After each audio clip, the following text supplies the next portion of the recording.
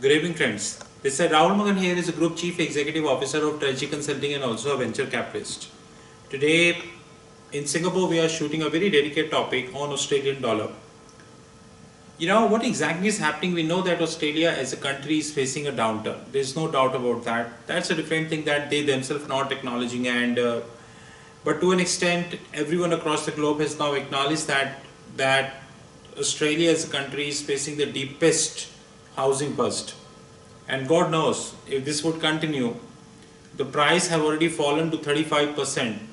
You know, if this would continue, we might end up being 40, 45, could be 50, might be 50, maybe more than 50. Nobody knows actually that what's going to happen, but that's for sure that housing bust is there.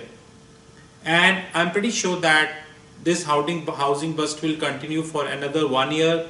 And I don't think that the current government, the Prime Minister Malcolm, is interested to resolve that, to be honest.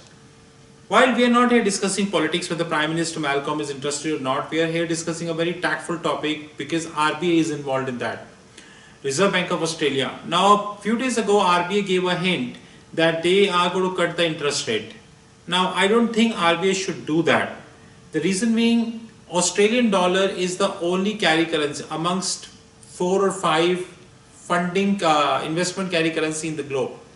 I don't know how many of you know carry, but carry is a phenomena whereby a person who makes very less income in his country, like a person in the Tokyo, would convert his currency into the dollar or another carry currency which we'll discuss in few minutes, and invest in that currency and earn a better return, and then take the money out after paying the taxes.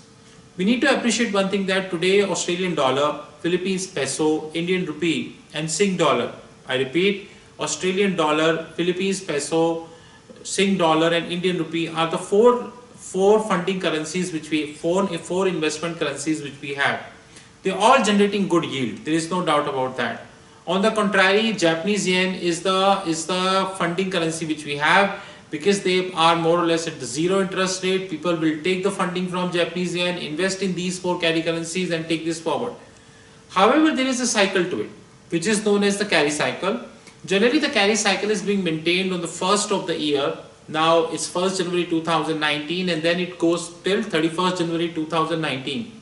The cycle is being performed by institutional investors. Unfortunately, the media, the sold media, I call them, the sold media will not give you that stuff which we are giving.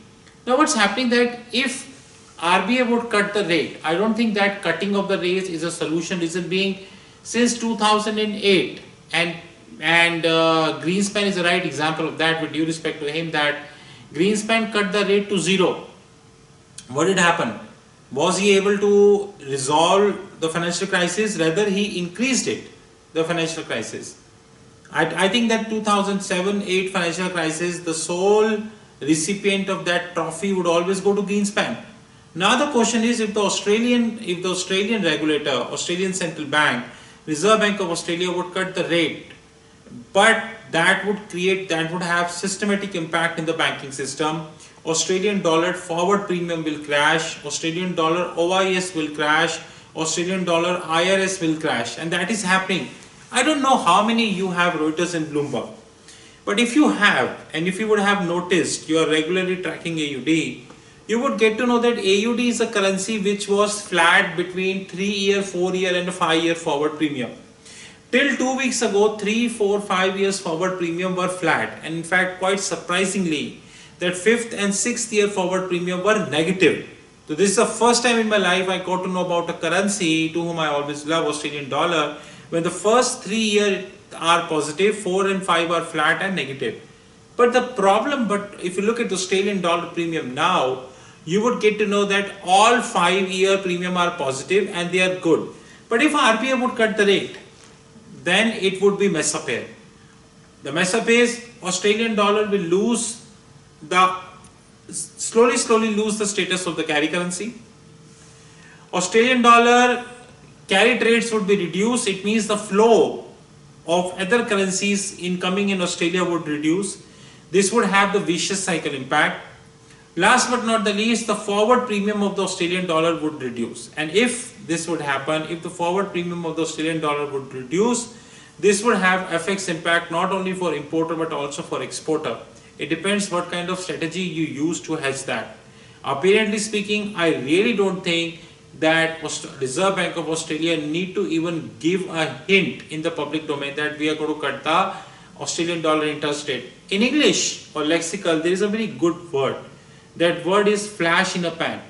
The meaning of a flash in a pan means it's just a very small stuff. So you did something, or it's flash in a pan means the impact only for a few seconds. If RBA would cut the interest rate, then it would be flash and pan. But the severe consequences for Australian dollar. For RBA it may be flash of plan, but serious consequences for Sing dollar, importers, exporters, everyone would get hit. With this, I hereby request to Reserve Bank of Australia sitting at Singapore that you should not do this mistake in cutting the interest rate. We should learn from Greenspan, who cut US interest rate to almost 0%, but he was not been able to mitigate the impact of the recession. Rather, he regenerated the recession in a very different way.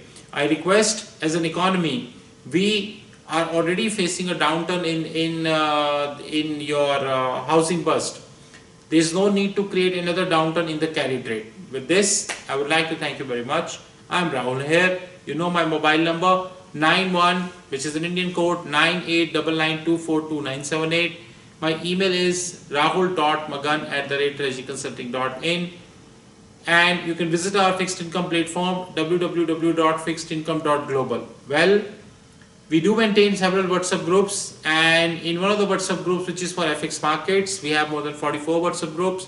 In one of the WhatsApp group in FX market, if you think that your credentials are good, you are from the financial market, you did something good for financial market, you wanted to learn something new in the financial market, you're most welcome to join. It is complimentary, but it's an invitation based, it's not in the public domain. If you have an invitation, then and then you can join.